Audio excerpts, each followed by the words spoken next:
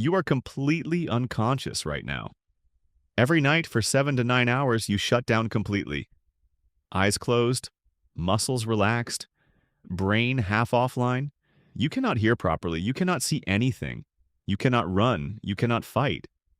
You are, by every biological measure, the most vulnerable you will ever be in your entire life. And nothing eats you. Think about what that actually means.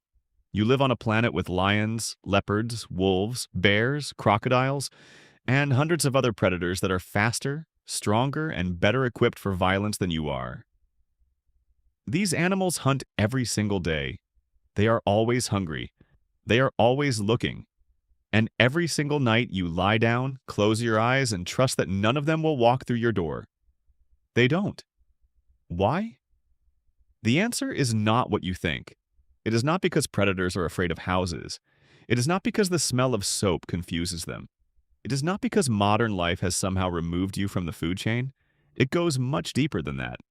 And it starts not with you, but with your ancestors, sleeping on the ground, completely exposed 50,000 years ago. Go back to that world. No walls, no doors, no locks. Your ancestors slept in caves when they could find them, under trees when they couldn't, on the open ground when there was nothing else. Lions were not in zoos, leopards were not endangered. Wolves ran in packs across every continent. Cave bears the size of small cars shared the same forests. By every logical measure, sleeping humans should have been the easiest meal on Earth. Slow, defenseless, predictable. They slept in the same places night after night. They made noise, breathing, snoring, moving. They were warm in the cold night air, which means any predator with a decent nose could find them from a significant distance. And yet the human species survived. Billions of sleeping nights across hundreds of thousands of years, and enough of your ancestors woke up the next morning to eventually produce you. Something protected them. Something still protects you. The first thing researchers point to is fire. Humans are the only species on Earth that deliberately controls fire. And fire in the context of predator behavior is not just warmth and light. It is a signal so ancient and so deeply embedded in predator psychology that no amount of evolution has been able to remove it. Every land predator on Earth has fire in its evolutionary memory as pure catastrophe. Uncontrolled, unpredictable, unstoppable destruction. The animals that survived long enough to pass on their genes were the ones that ran from fire, not toward it. That fear is not learned, it is inherited. It sits in the nervous system of every predator alive today as a deeply wired instinct. When your ancestors built a fire and slept around it, they were not just staying warm. They were broadcasting a signal to every predator within miles.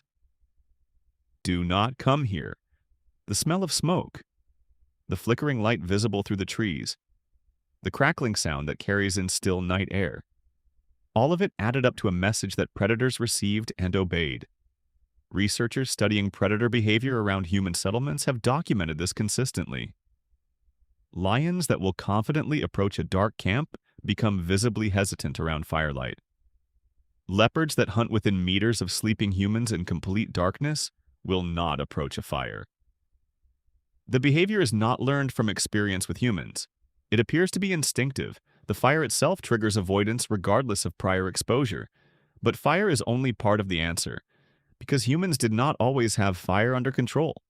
There were nights when the fire went out. Nights in new territory when no fire had been built yet.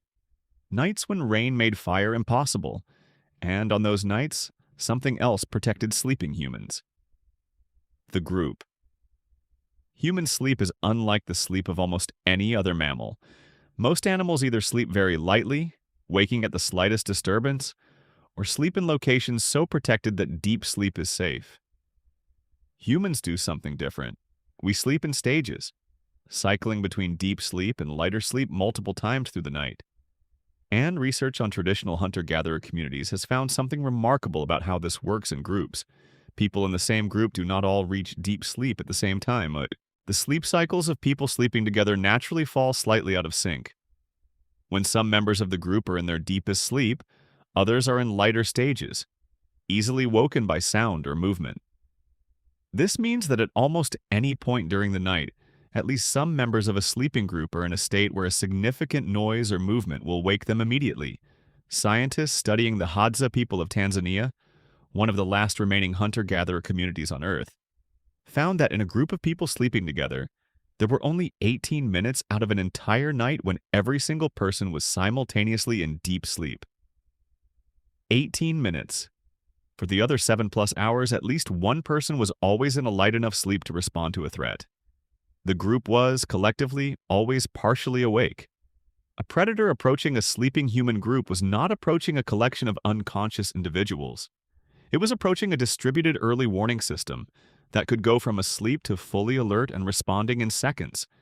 And the response of a human group to a threat is something that predators have had hundreds of thousands of years to learn to respect. Humans do not fight predators the way other prey animals do. They do not freeze or flee. They respond collectively with noise and fire and thrown objects and coordinated aggression that is deeply confusing and threatening to an animal that expects prey to run. A lion that approaches a sleeping camp and triggers a human alarm response is suddenly facing a group of screaming, fire-wielding, rock-throwing creatures that are actively moving toward it rather than away. Most predators decide very quickly that this particular meal is not worth it. But there is a third layer to this that goes even deeper. Something that researchers have only recently begun to understand fully. Predators learn, not just individually but across generations. A lion pride that has a bad experience with humans passes behavioral information to its cubs. A wolf pack that loses members to human retaliation learns to avoid human sleeping areas. Over thousands of years of interactions, the predators that survived were disproportionately the ones that avoided sleeping humans. The ones that attacked sleeping camps too aggressively either died in the counterattack or were actively hunted down by humans who pursued them. Natural selection, operating across thousands of generations of predators, gradually shifted predator behavior away from attacking sleeping humans. Not completely. There are still occasional attacks, still man-eating animals in certain regions. But the baseline behavior of most large predators around sleeping humans reflects tens of thousands of years of learning that the cost is usually too high. You inherited a world where predators have already been trained by your ancestors. Every large predator alive today is the descendant of animals that survived by being cautious around humans. The boldest, most aggressive predators, the ones most likely to attack sleeping camps, were also the most likely to be killed in response. What remains is a predator population that is, compared to what existed before humans became the dominant species, remarkably cautious around human presence. This is why a lion in the Serengeti will walk through a camp at night, smell sleeping humans, and keep walking. Not because it isn't hungry, not because you don't smell like food. Because somewhere in its inherited behavioral programming, sleeping humans are associated with fire, with collective alarm responses, with retaliation, with a level of risk that the energy calculation simply does not support. You are not safe because you are at the top of the food chain in any simple physical sense. A lion is faster than you. A bear is stronger than you.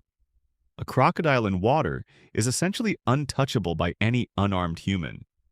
You are safe because your ancestors spent hundreds of thousands of years making sleeping near humans a bad investment for predators. Fire, group vigilance, coordinated retaliation, active hunting of problem animals. Generation after generation, your ancestors shaped the behavior of every predator on Earth through consistent, collective, intelligent response. The safety you take for granted every night is not natural. It was built, it was earned. It cost real lives across thousands of years of dangerous nights before enough predators learned enough caution to make your peaceful sleep the statistical norm rather than the exception.